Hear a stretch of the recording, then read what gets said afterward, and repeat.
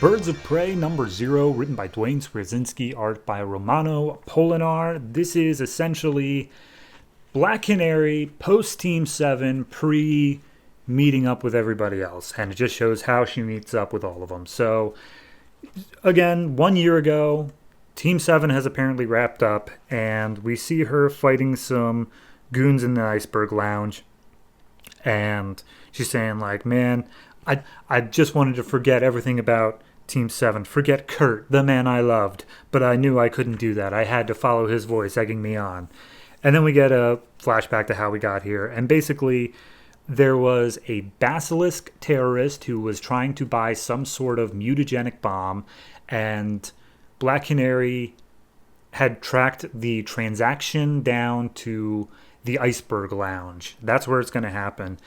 She doesn't know when yet, but she basically decided that the easiest way to do this is to get onto the Iceberg Lounge staff. So she breaks in, and Penguin's there just having a bath, and he's like, "Oh, are you here to kill me or rob me?" And she's like, "I actually want a job." And he's like, "My personal security's fine, don't worry about it." And she's like, "Well, I just broke in, so clearly not." And he's like, "All right, fine, what's your special power?" And she does her canary cry, to which alerts all of the goons that are currently on the security team. And Penguin sees her beating the crap out of him. It's just like, yeah, all right, cool, you're hired. But everyone has to have a bird name, so what's yours? And she says, "I'm Black Canary." So then we see another member of Penguin's security team is Starling. And that's where, Starling is her bird name, and her real name is Evelyn. Short, she likes to be called Ev. And they're just watching over the casino, keeping an eye on that. So a couple weeks pass. She knows that the meeting is imminent, and she's keeping an eye on everything until finally she gets a glimpse of a guy that she just knows. He has the bomb. He's the seller, buyer somewhere else, and she's going to wait until the deal's actually going on so she can get both of them at once. But at that moment, Batgirl crashes in through the roof of the lounge and starts kicking the crap out of the goons, also looking for these two. Black Canary Starling sees her, and it's just like, well, can't dodge a gun, at which point Batgirl manages to kick the gun out of Starling's hand.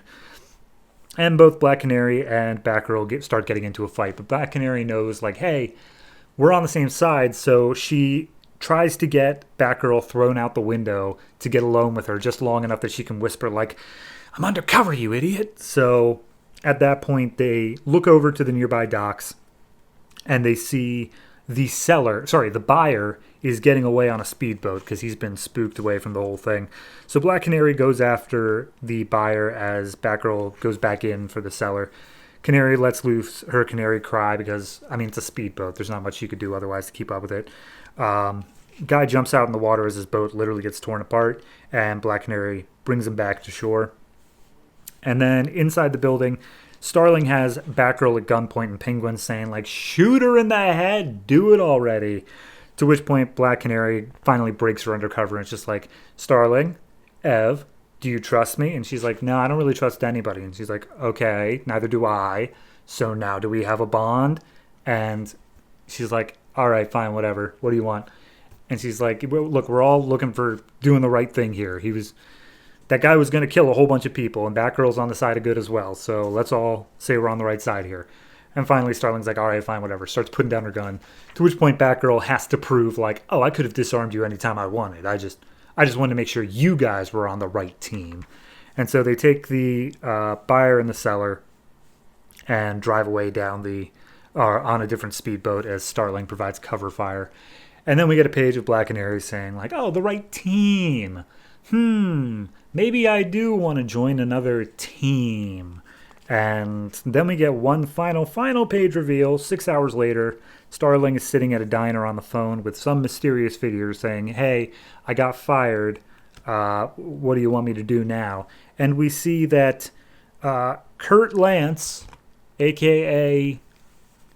Dinah's husband, is in stasis being watched over by Amanda Waller, who is also Starling's handler, and tells her, "Keep going with your friendship with Black Canary. We'll see where that ends up." Dun, dun, dun. So Amanda Waller's, I guess, pulling strings post Team 7. Sure, why not?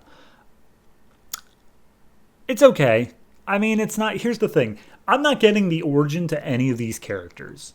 This isn't an origin story for them. This is the origin story for how they all met up for the first time, which is fine. It's a fine reason to have a zero issue, but I don't know. It just seems so underwhelming, especially because Basilisk, like, I don't hate the idea of Basilisk. It's running through some good routes, I think, in Team 7 and Suicide Squad right now, but it's just like